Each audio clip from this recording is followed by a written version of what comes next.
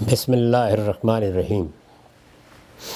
عن ابی ہریرہ عن النبی صلی اللہ علیہ وسلم قال بینما رجل یمشی علی طریق وجد غصن الشوق کان یؤذی الناس فقال لأرفعن هذا لعل اللہ یغفر لی بہ فرفعہ غفر اللہ بہ وادخلہ الجنہ۔ یہ مسند احمد کی روایت ہے اور 10,081 رقم ہے اس کا۔ ترجمہ یہ ہے کہ ابو ہریرہ رضی اللہ عنہ سے روایت ہے کہ نبی صلی اللہ علیہ وسلم نے فرمایا، ایک آدمی کہیں چلا جا رہا تھا کہ اس نے راستے میں ایک کانٹوں بھری ٹہنی دیکھی جو لوگوں کے لیے تکلیف کا باعث بن رہی تھی۔ اس نے کہا میں اس کو ضرور ہٹاؤں گا، یعنی آپ راستے میں جا رہے ہیں، اس میں ایک خاص چیز کو ملحوظ رکھیے کہ سفر میں آپ اونٹ پر ہیں، آپ گھوڑے پر ہیں، آپ سواری سے اتریں گے تو تبھی اٹھائیں گے، تو آدمی اس میں بعض اوقات مشقت میں بھی پڑتا ہے۔ پیدل چلتے ہوئے بھی کوئی چیز نظر آئی تو آپ سفر کو روکیں گے، ٹھہر جائیں گے، تبھی کسی رکاوٹ کو یا اس طرح کی کسی چیز کو دور کریں گے۔ تو نبی صلی اللہ علیہ وسلم نے فرمایا، ایک آدمی کہیں چلا جا رہا تھا کہ اس نے راستے میں ایک کانٹوں بھری ٹہنی دیکھی جو لوگوں کے لیے تکلیف کا باعث بن رہی تھی۔ کسی کے اونٹ کی ٹانگ سے الجھ گئی، کسی کے کجاوے سے الجھ گئی، ایک ٹہنی ہے، ہو سکتا ہے کہ پیدل چلتے ہوئے کہیں کانٹا ہی چبھ جائے یا کسی کے کپڑے سے الجھ جائے، تکلیف کا باعث بن رہی تھی۔ اس نے کہا میں اس کو ضرور ہٹاؤں گا۔ یہ الفاظ صاف بتا رہے ہیں کہ میں اتروں گا، میں بہرحال اس کو ہٹانے کی کوشش کروں گا، شاید اللہ میرے اس عمل کی بنا پر میری بخشش فرما دے۔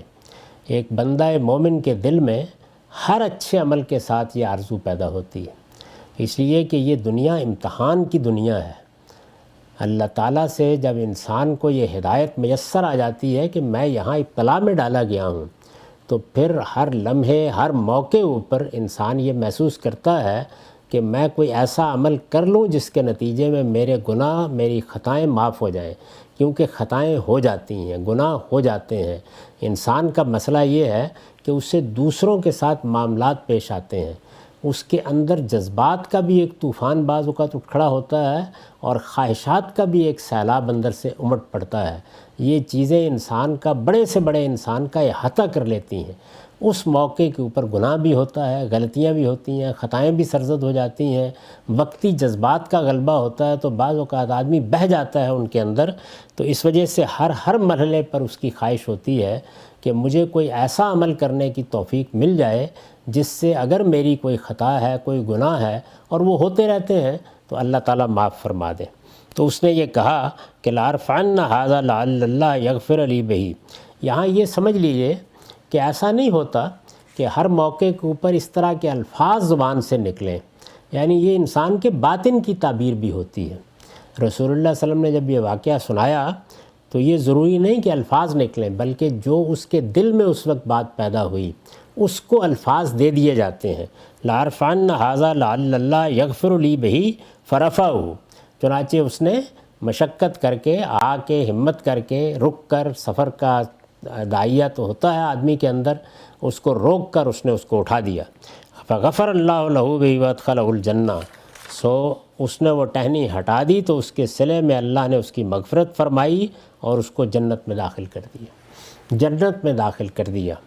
یہ عربی زبان کے اسالیب ہیں جن کو ملحوظ رکھنا چاہیے کہ فعل بعض اوقات فیصلہ فعل کے لیے آ جاتا ہے۔ چنانچہ میں نے لکھا ہے یعنی فیصلہ کر دیا کہ وہ جنت میں جائے گا، جنت میں داخل کر دیا، فیصلہ کر دیا اس کے بارے میں۔ اس سے معلوم ہوا کہ خدا پر سچے ایمان اور اس کے حضور میں مغفرت کی خواہش کے ساتھ، یہ سمجھ لیجئے ایمان سچا ہے، اپنے گناہوں پر نظر ہے، ان پر ندامت ہے، اور انسان کے اندر یہ شدید خواہش ہے کہ میرے لیے مغفرت کی راہ کھلے۔ یہ وہ اعمال ہیں کہ جو چھوٹے سے چھوٹے عمل کو غیر معمولی قدر و قیمت کا حامل بنا دیتے ہیں۔ تو یہاں کیا ہوا ہے؟ اس سے معلوم ہوا کہ خدا پر سچے ایمان اور اس کے حضور میں مغفرت کی خواہش کے ساتھ چھوٹے سے چھوٹا نیکی اور خیر کا کام بھی آدمی کو جنت میں لے جانے کا سبب بن سکتا ہے، جنت میں لے جانے کا باعث بن سکتا ہے۔ اب وہ چھوٹی چیز ہے لیکن بہت سے گناہوں کی معافی کا باعث بن گئی، کیونکہ دل میں معافی کی خواہش ہے۔ انسان رجوع کر رہا ہے، اپنے رب کی طرف پلٹ رہا ہے اور ٹہنی اٹھانے کے لیے بھی نیچے اترا ہے، تو اس خواہش کے ساتھ اترا ہے کہ یہ چیز میری بخشش کا ذریعہ بن جائے گی۔ یہ تصور پیدا ہونا، یہ خیال پیدا ہونا، اس خیال کا انسان کے دل و دماغ کا احاطہ کرنا، اس کی بنیاد پر چھوٹی چھوٹی چیزوں کے معاملے میں بھی اس کے دل میں اس خواہش کا پیدا ہونا، یہ ایک پورے رویے اور کردار کو بیان کرتا ہے۔ یعنی یہ یوں نہیں ہے کہ اللہ کے ساتھ سرکشی اختیار کی ہوئی ہے، مغفرت کا کبھی خیال ہی نہیں ہے، خدا کی طرف لوٹنے کی کوئی خواہش نہیں ہے اور آپ نے ٹہنی اٹھا دی۔ یعنی یہ ایک پورا کا پورا رویہ اور طرز عمل ہے، جس کے بعد یہ ٹہنی بھی یہ کردار ادا کرتی ہے۔ چنانچہ اس طرح کے کسی کام کو حقیر نہیں سمجھنا چاہیے۔ یعنی اب اس سے سبق کیا ملا کہ نیکی چھوٹی سے چھوٹی بھی ہو، اور آدمی اگر نیکی کرنے کا خواہاں ہے اور نیکی پر خدا کی بخشش کا امیدوار ہے تو اسے اس کا موقع کھونا نہیں چاہیے۔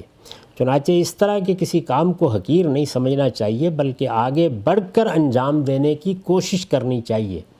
لوگوں کی حق تلفی اور ان کے خلاف کسی زیادتی کا بار آدمی پر نہ ہوا، یہ قرآن مجید کی روشنی میں وہ چیز ہے کہ جس کو ہر شخص کو ملحوظ رکھنا چاہیے۔ یعنی اگر حق تلفیاں کی ہیں اور لوگوں کے خلاف، ان کی جان کے خلاف، ان کے مال کے خلاف، ان کی آبرو کے خلاف زیادتی کی ہے، تو پھر پہلے تلافی کرنی ہوگی۔ اس کا کفارہ ادا کیے بغیر، تلافی کیے بغیر، جو کچھ آپ نے حق مارا ہے وہ دیے بغیر پھر مغفرت کا کوئی امکان نہیں ہے۔ پھر پہلے معاملہ ان لوگوں کے ساتھ ہوگا، لیکن انسان کا یہ رویہ نہیں ہے۔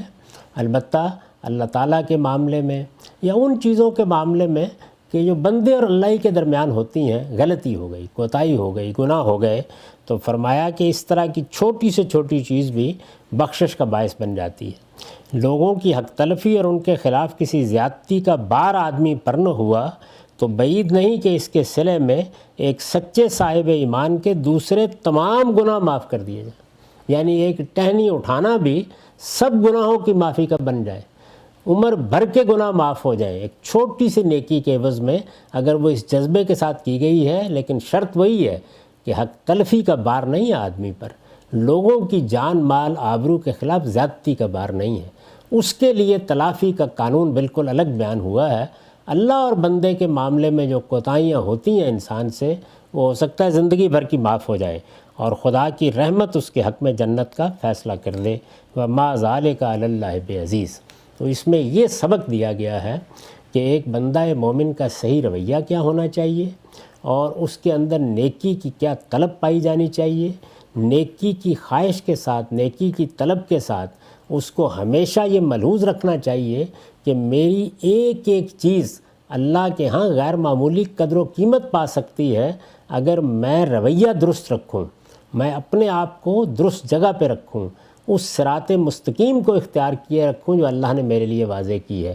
لوگوں کی حق تلفی نہ کی ہو اور کسی کی جان مال آبرو کے خلاف زیادتی نہ کی ہو، تو پھر گناہوں کی معافی کے ہر طرف اللہ تعالیٰ نے مواقع پھیلا دیے ہیں۔